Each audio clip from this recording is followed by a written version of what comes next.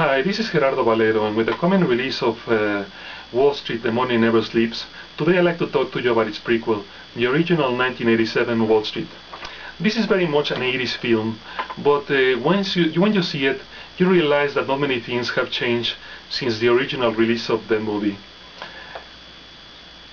People as well as countries themselves still live well beyond their means, such as, for example, is the character of Bud Fox, played by Charlie Sheen, who aspires to the possessions, the material possessions that Wall Street can provide in the way that only it can provide to him.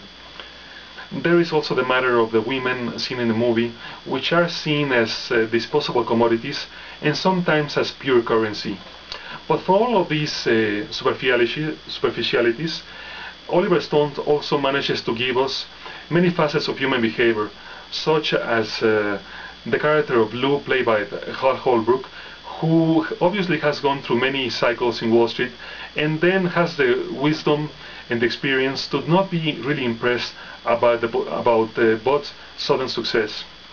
But why should Bud listen to him when he won't even listen to his father, played by Martin Sheen, who knows his own limitations enough to realize that if he's named the CEO of a company, there has to be a catch to it. And both these men understand that the possession that Wall Street provides have a price behind them that one has to pay if you want them. What is funny is that once that Bud Fox is managed to achieve his goals, all he can ask to himself is something like, "Who am I?" Now, the most memorable character in the movie Wall Street is obviously that played by Michael Douglas, and his name Gordon Gekko. He can be best described as the devil himself, and what is funny is that the truest friendship in the movie is that of him with the character of Daryl Hannah, because I guess there is no lies between them. They know each other too well. You also have to ask what it is that drives Gordon Gekko. Of course, he wants to have every possession available.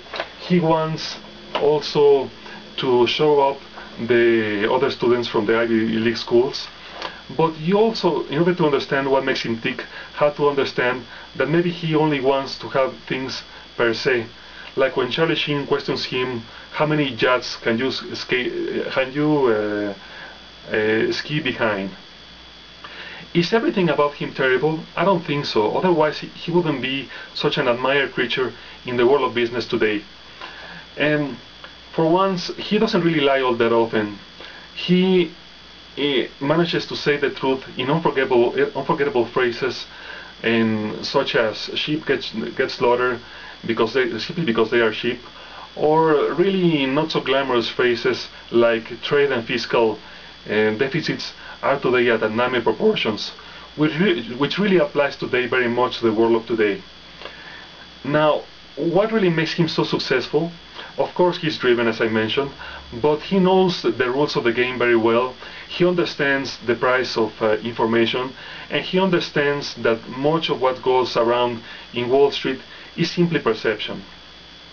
Now, before closing this segment, I want to propose another suggestion for Yvette's little movie glossary, and it's called The Assassin of the Hidden Assassin.